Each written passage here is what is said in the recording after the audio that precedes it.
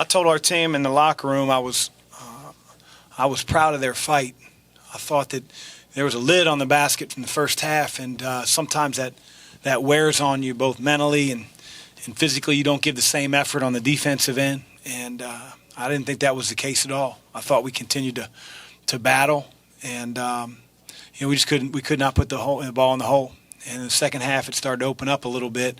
But I thought outside of losing Jalen Cone a couple times, I thought our defense was on point. We made Nolly work for his catches. There were a couple times when they were trying to post him in the long post.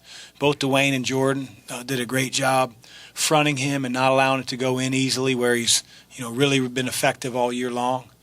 I thought Jordan, maybe played one of his most complete games in a Louisville uniform. Ironically, his last one here.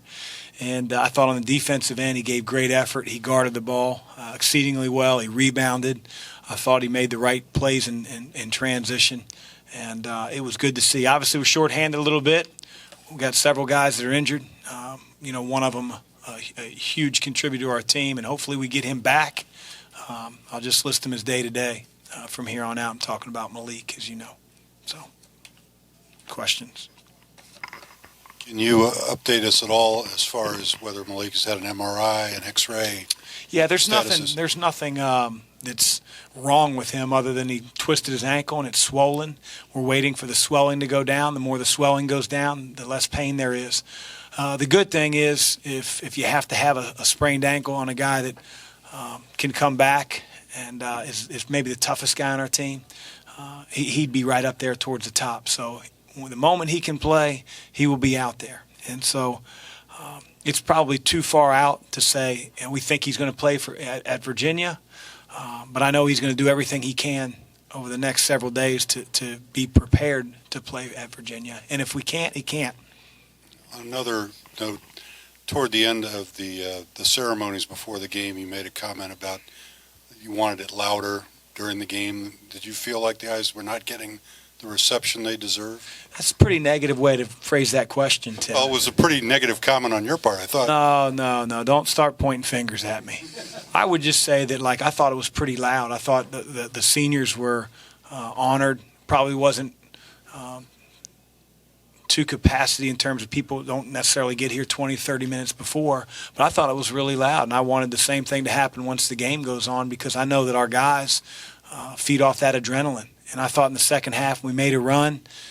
I know it's tough to stand up and cheer when both teams haven't scored 6 times in a row. It's like you go to the loony bin if you start doing that. But that's all right. Fans can go in the loony bin. That's fine. So it was good. I thought we were really spurred on by our crowd today.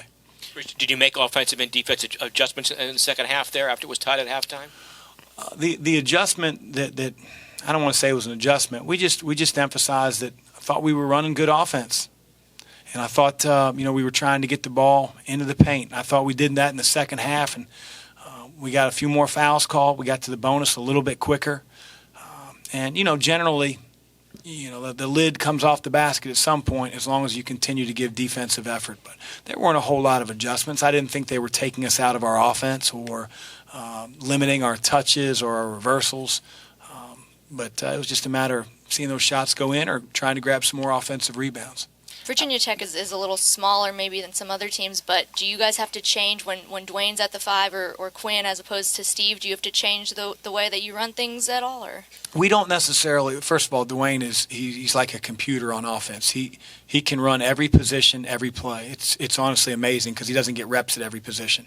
Most guys just know, okay, I'm the 2, I go here, I screen there, and they don't have the full concept of the play, but Dwayne does. You don't find that a whole lot. We still run the same stuff, but the emphasis may not be to get the ball into Dwayne in the post. We certainly set pick and rolls, and where often he would pop, he has to roll because there's limited spacing when you have 5 guys on the perimeter, spacing under the basket, but there's not spacing on the perimeter. So we do run a lot of similar things, and then we just try to put guys in the right positions that we can take advantage of. So, do you draw it up for David to get that offensive rebound and kick it out to Keith for the 3 to end senior night? That worked out pretty well. I did. You can put that on the TV show, Kent. That would be the play of the week. All right. How about that as a way to end it, That was awesome. I mean, again, I've been talking about David's IQ, just the presence of mind, like to know where Keith was, to, have the unselfishness to spray it out, and then give Otto credit. A lot of times, guy doesn't play a whole lot. I've seen that shot 1,000 times hit the side of the backboard, and I'm glad for him. He's a good shooter. He's a good shooter. I'm sure I should be playing him more. What, if anything, do you I can hear you. What, if anything, do you do towards the end of the season when, guys may be tired of hearing your voice and it may be, just kind of the doldrums of this part of the season to keep them refreshed and keep them pointing? I think the doldrums are over. I mean, we're playing, we win on Saturday, which is a huge task. We're, co-champions, at least. And then the next thing after that is the ACC tournament. And after that, if we're lucky enough to be invited, it's the NCAA tournament. So there shouldn't be any doldrums at this point.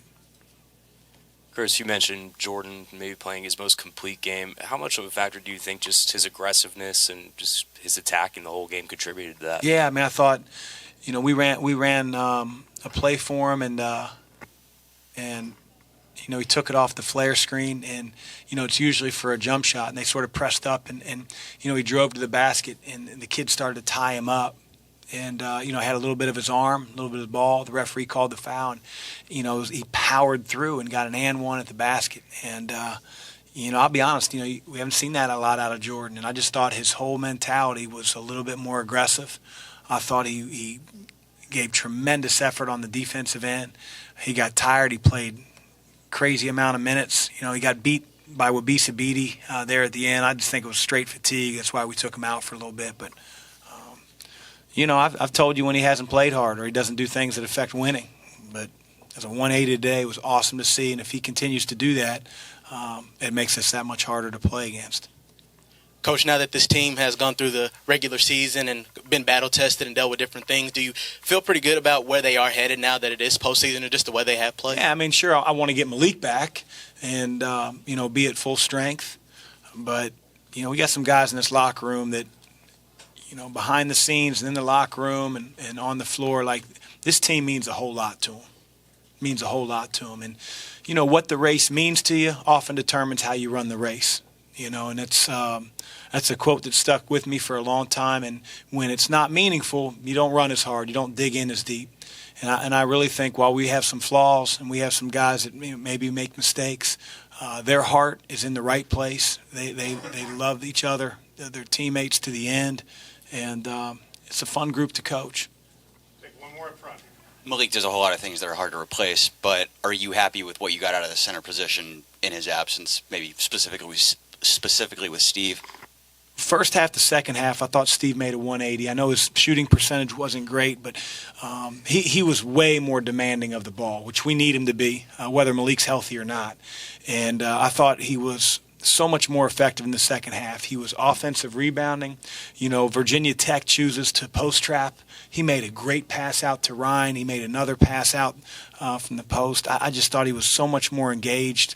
He gets double-digit rebounds, which, even when Malik wasn't playing in the beginning of the year, it wasn't like he was getting 10-plus every game. So it was awesome to see him really respond in the second half because, Steve's MO has been if he hasn't started well and hasn't played well in the first half, it never really has changed. And I thought he was much more effective in the second half. That's great for our team.